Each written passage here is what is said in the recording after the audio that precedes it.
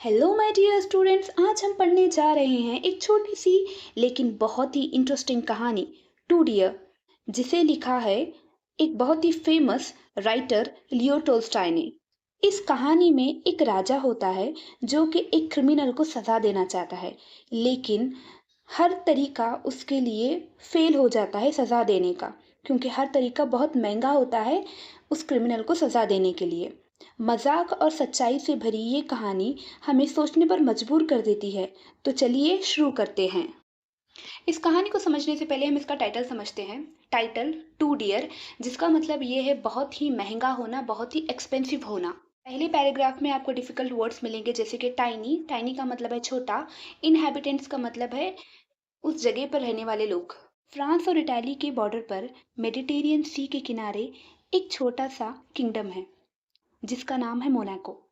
ये एक बहुत ही छोटा किंगडम है जिसमें 7,000 लोग रहते हैं।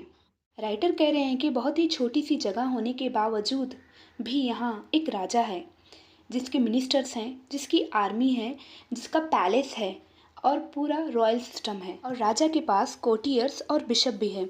कुल मिला के ये कहे तो जिस तरह एक बड़ा सा किंगडम होता है, उसी तरह इस राजा के पास एक छोटा सा किंगडम है जिसमें सब कुछ है। इस पैराग्राफ में राइटर कह रहे हैं कि मोनाको किंग के पास सिर्फ 60 लोगों की आर्मी थी। यहाँ पर किंग ने टोबैको, वाइन, स्प्रिट्स और पोल के ऊपर टैक्स लगा रखा था। फिर भी यहाँ के लोग ड्रिंक करते थे और स्मोक करते थे। जितना भी टैक्स किंग को मिलता था, टोबैको से, वाइन से, स्प्रिट्स से, पोल टैक्स से, ये इतना टैक्स काफी नहीं था किंगडम को चलाने के लिए। जितना भी रेवेन्यू आता, जितना भी पैसा आता, वो सारा पैलेस को मेंटेन करने के लिए, कोर्टियर्स की सैलरी, मिनिस्टर्स की सैलरी, बिशप की सैलरी और आर्मी मेंटेन करने के लिए चला जाता। तो किंग ने पैसे कमाने का एक दूसरा रास्ता ढूंढ निकाला। वो रास्ता था गेमिंग हाउस। गेमिंग हाउस से किंग को बहुत सारा पैसा मिलता, जिससे वो अपने किंगडम की बाकी सारी सेरेमनीज को करता था। गेमिंग हाउस में बहुत ही फेमस गेम था रोलेट। इस गेम को हम सिंपल लैंग्वेज में कसिनो गेम भी कह सकते हैं, जहाँ पर बहुत सारे लोग आते, अपना पैसा लगाते, कुछ लोग जीतते तो कुछ लोग हार जाते, लेकिन किंग को हमेशा अच्छा खासा मुनाफा हो जाता।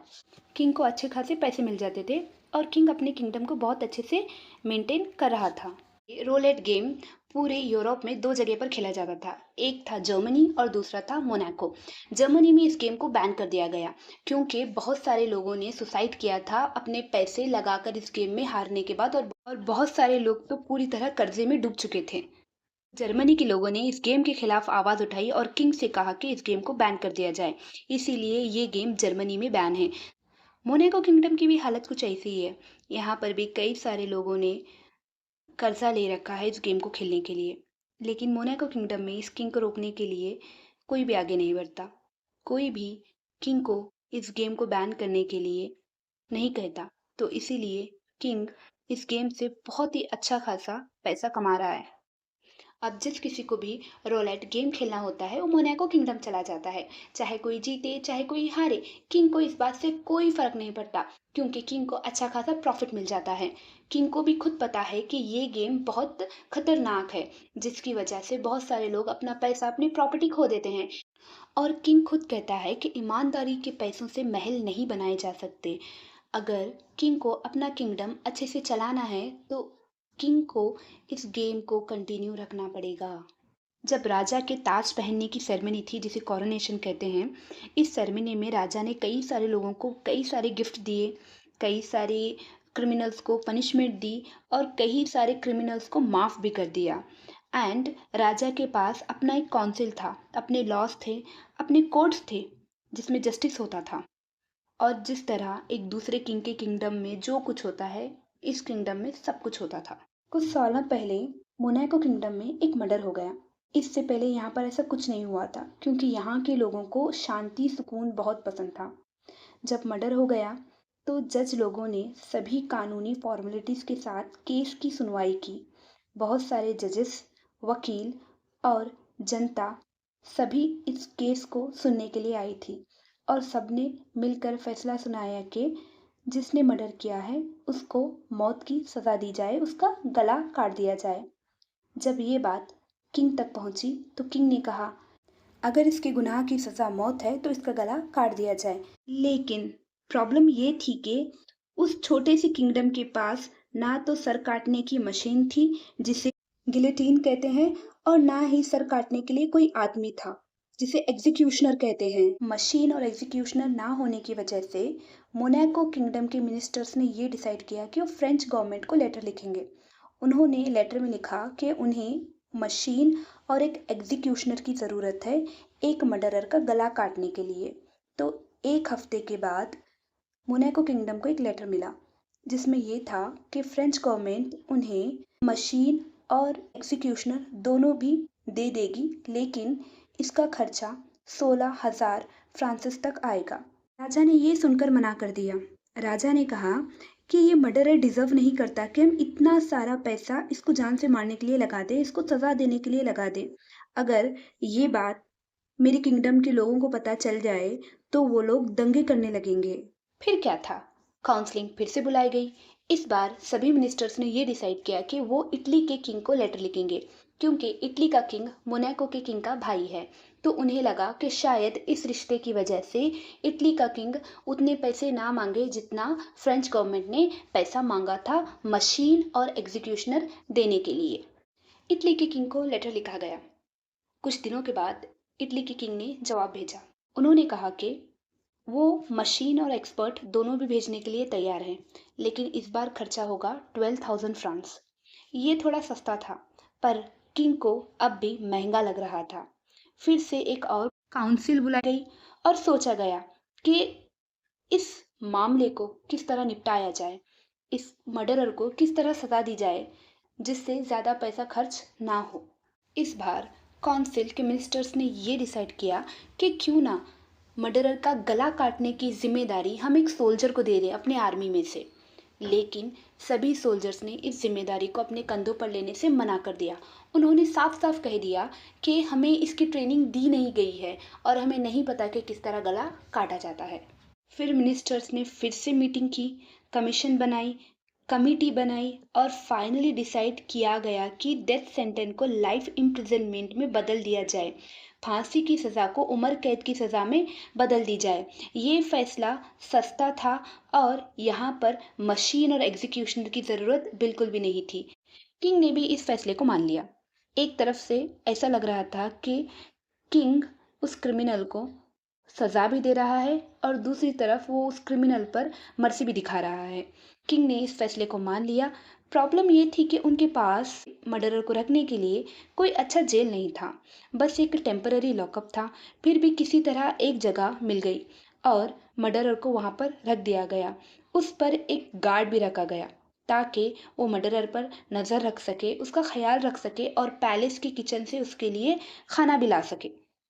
मर्डरर को अब महीनों बीत चुके थे उस जेल में रहते रहते। जब एक साल बीत गया तो राजा ने अपने अकाउंट चेक करते वक्त नोटिस किया कि एक नया खर्चा उसके अकाउंट में जोड़ा गया है, जो कि 600 फ्रांस है। ये खर्चा मर्डरर पर हो रहा था, मर्डरर के खाने का, उसके रहने का और वो जो गार्ड था उसकी सैलरी। मर्डरर भी जवान था, तो किंग को लगा कि ये मर्डरर अगले आने वाले 50 सालों तक जिंदा रह सकता है। तो किंग ने कहा कि अगले आने वाले 50 साल तक मैं इस मर्डरर पर पैसा खर्चा नहीं कर सकता। तो किंग ने अपने सभी मिनिस्टर्स को बुलाया और उनसे कहा कि दोबारा सोचो, कुछ ऐसा रास्ता ढूंढो जिससे हम इस क्रिमिनल को, इस मर्डरर को सस्ते में सजा दे दें। तो काउंसिल की मीटिंग में एक मिनिस्टर ने कहा कि क्यों ना हम गार्ड को ही नौकरी से निकाल दें। तो दूसरे मिनिस्टर ने ये कहा कि अगर हम गार्ड को नौकरी से निकाल देंगे तो मर्डरर जेल से भाग जाएगा। तब पहले मिनिस्टर ने ये कहा कि यही तो हमें चाहिए, जब हम गार्ड को नौकरी से निकाल देंगे तो मर्डरर अपने आप यहाँ से भाग जाएगा। किंग ने भी मिनिस्टर्स की इस बात को मान ली और प्लान के मुताबिक उन्होंने गार्ड को ड्यूटी से निकाल दिया। लेकिन यहाँ पर एक सरप्राइज था। गार्ड ना होने के बावजूद भी मर्डरर अपने करेक्ट टाइम पर पैलेस किचन को जाता और वहाँ से खाना लेता और अपने जेल में जाकर जेल का दरवाज़ा बंद कर कर अपना खाना अंदर खाता। ऐसे ही कई दिनों तक चला। उसके बाद मिनिस्टर्स ने ये सोचा कि क्यों ना डायरेक्ट मर्डरर से बात की जाए और उससे ये कहा जाए कि तुम यहाँ से भाग जाओ। तो मर्डरर को मिनिस्टर्स के सामने बुलाया गया। तो एक मिनिस्टर ने ये कहा, हम तुम्हें रखना नहीं चाहते, तुम भाग जाओ, तुम कहीं भी जा सकते हो, किंग को इससे कोई प्रॉब्लम नहीं है। मर्डरर ने जवाब दिया, मैं कहाँ जाऊं? तुमने मेरी इज्जत खत्म कर दी है, लोग मेरा मजाक उड़ाएंगे। तुमने पहले मुझे जान से मारने की सजा दी, फिर तुमने मुझे जान से मारने की सजा को उम्र कैद में बदल दी। तब मैंने कुछ नहीं कहा। फिर तुमने मुझे एक जेल में रखा और मेरे लिए एक गार्ड भी रखा, वो गार्ड मेरे लिए खाना लाता था, तब भी मैंने कुछ नहीं कहा। फिर कुछ वक्त के बाद तुमने उस गार्ड को निकाल दिया, तो मैं खुद ही पैलेस किचन को जाकर अपने लिए खाना लाता था, मैं ही दरवाज़ा बंद करके बैठता था। तब भी मैंने कोई कंप्लेंट नहीं की, तब भी मैंने कोई शिकायत नहीं की। और अब तुम कह रहे हो कि तुम चले जाओ। मैं कहाँ जाऊँ? मैं नहीं जाऊँगा, क्योंकि अगर मैं बाहर जाऊँगा तो लोग मुझे इज़्ज़त नहीं देंगे, मुझे कोई काम नहीं देगा, तो मैं अपनी ज़िंदगी कैसे गुज़ारूँगा? तो मैंने ये डिसाइड किया है कि मैं जेल को छोड़कर कहीं नहीं जाऊँगा। अब फिर से सवाल उठ गया कि क्या किया जाए? क्योंकि जब भी कोई सॉल्यूशन ढूँढ रहे थे, हमेशा सॉल्यूशन प्रॉब्लम बन रहा था। फिर से काउंसिल बुलाई गई। फिर से ये डिसीजन हुआ कि क्यों ना इस मर्डरर को हम हर साल में एक बार पेंशन दे दें। और पेंशन डिसाइड हुई 600 फ्रांसिस। जब ये फैसला मर्डरर को सुना दिया गया, तो मर्डरर ने इस फैसले को मान लिया और उसने कहा कि ठीक है, मैं किंगडम छोड़कर चला जाऊंगा, लेकिन जाने से पहले मुझे थोड़ी पेंशन एडवांस में चाहिए। तो किंग ने मर्डरर को 200 फ्रांसिस एडवांस में दे दिए। जब मर्डरर को उसकी पेंशन मिलती है, तो वो मोनाको किंगडम को छोड़कर बाहर आता है और मोनाको किंगडम की बॉर्डर के पास करीब में ही वो एक प्रॉपर्टी खरीदता है, एक जगह खरीदता है, एक लैंड खरीदता है।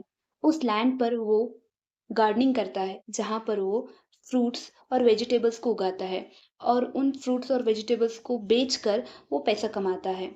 मर्डरर हर साल सही डेट पर पैलेस जाता, किंग के पास से अपनी पेंशन लेकर आता। मर्डरर अपनी ज़िंदगी बहुत अच्छे से गुजार रहा था। कभी कभी अगर उसका मन करता तो वो गेमिंग हाउस जाता, वहाँ पर कुछ पैसे लगाता, खेलता, कभी जीतता तो कभी हारता, लेकिन वो अपनी ज़िंदगी बड़े ही सुकून से गुजार रहा था। इस कहानी के आखिरी पैराग्राफ में लियो टॉल्स्टॉय हमसे ये कह रहे हैं कि शुक्र है इस मर्डरर ने क्राइम ऐसे कंट्री में नहीं किया जहाँ का राजा सर काटने से पहले पैसों के बारे में नहीं सोचता। ये इसलिए जिंदा है क्योंकि मोनाको किंगडम के राजा ने सर काटने से पहले पैसों के बारे में सोचा। अगर यही मर्डर इसने किसी और कंट्री में किया होता, किसी और किंगडम में किया होता, तो आज ये मर्डरर जिंदा नहीं होता या फिर जेल में होता। माय डियर स्टूडेंट्स, ये थी इस स्टोरी की समरी।